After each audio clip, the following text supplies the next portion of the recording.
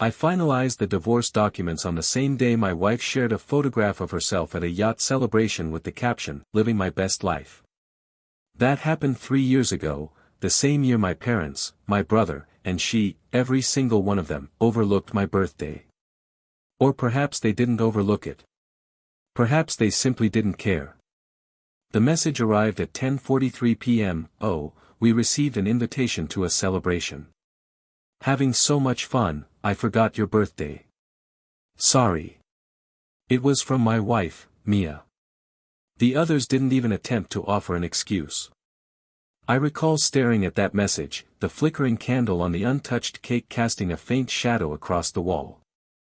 I had prepared dinner for everyone, spent hours tidying the house. The family servant, as my brother used to label me. He wasn't mistaken. I was conditioned to serve. My parents believed gratitude equaled obedience. "We provided you a roof, food, and an education," they'd declare, as though love were a business transaction and I was perpetually indebted. My brother Adam was their prized son, charming, reckless, adored. I was the supporting character, the one who cleaned up his disasters, concealed his lies, covered his bills when he gambled away his money. And Mia, she used to be the only one who noticed me, or so she pretended. When we first met, I was the reserved type, working late into the night while she was impulsive and vibrant. She claimed I grounded her. I interpreted that as a compliment. As it turned out, I was merely her anchor, something to keep her stable while she searched for someone superior to latch onto. The initial warning sign appeared months before that birthday. Her phone began staying face down. She ceased laughing with me, though she laughed frequently while on her phone.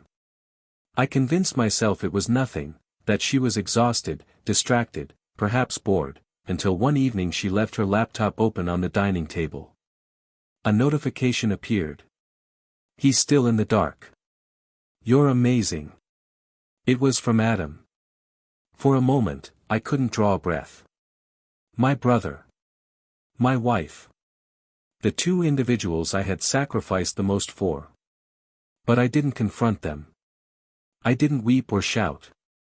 I closed the laptop, switched off the light, and that night, I began thinking, not as a victim, but as an accountant settling old accounts. Mia managed most of our finances. Adam depended on me for money, frequently requesting loans that I foolishly granted. I began withdrawing everything silently, moved assets, redirected my salary, collected documents. Then I performed the role of the loyal fool. I acted wounded when they canceled plans, pretended not to notice when Adam visited too frequently. I smiled when Mia claimed she was working late. What they didn't realize, I had installed a concealed camera in the living room. Audio as well. I didn't need to witness everything, just enough. It didn't require much time. 1 week later, they provided me my evidence. Their laughter resonating through the speakers as they toasted with the wine I had purchased. "He's too pathetic to leave," Adam declared. "He'd probably thank us for doing it behind his back," Mia laughed. I replayed that statement more times than I could count. Then I stopped and began constructing something different. Step 1, I withdrew everything connected to them. Joint accounts, property shares, car insurance, silently, legally. Mia never verified because she assumed I wouldn't dare. Step 2, I transferred the apartment lease solely to her name but left the rent 3 months overdue. I knew the landlord well enough to postpone the eviction until she was traveling abroad. Step 3, Adam's gambling debts. I used his name to assist him in refinancing one of his fraudulent debts. Signed documents he'd provided me previously. He never examined them. When the bank came demanding payment, they didn't contact me. Step 4, vanish. When I finally departed, I didn't slam doors. I simply walked out one morning, taking nothing except my documents, my clothes, and the house keys. They discovered weeks afterward. Mia telephoned, then screamed, then pleaded. Adam sent threats, then apologies, then nothing. I blocked them both. I constructed a new existence in another city, launched a small consultancy, quiet, simple, peaceful. Until last week, I received an invitation to a reunion of sorts. My parents, Adam, and Mia would all be attending.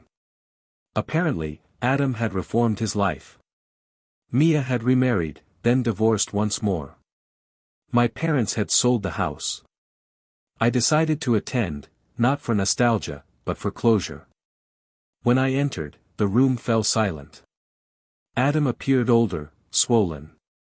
My parents' smiles froze midway. Mia's eyes widened, then narrowed. "Didn't expect to see you," Adam mumbled. I smiled. "You never did." Throughout dinner, I spoke sparingly. I observed them boast, grumble, interrupt each other. My parents inquired if I'd forgiven them. I responded calmly, "There's nothing to forgive." I simply stopped serving. Mia asked if I'd moved forward. "Completely," I answered. Then added, "I'm pleased you did too. Though I heard the divorce wasn't inexpensive." She flinched. I understood why. Her credit still bore the debts from the old apartment, the ones she believed were mine. As for Adam, he appeared anxious all evening, likely because his business partner, the one who sued him for fraud, was funded by someone he didn't recognize, someone who ensured his reputation would never be restored. When I departed that night, I didn't glance back. The air outside was cold, silent. I felt nothing. No guilt, no satisfaction, just freedom. For the first time, I wasn't anyone's shadow. They had mocked me for being too gentle, too quiet, too loyal. But I discovered something they never did: silence isn't weakness. It's patience honed into a weapon. They forgot my birthday once. I made certain they'd remember me forever.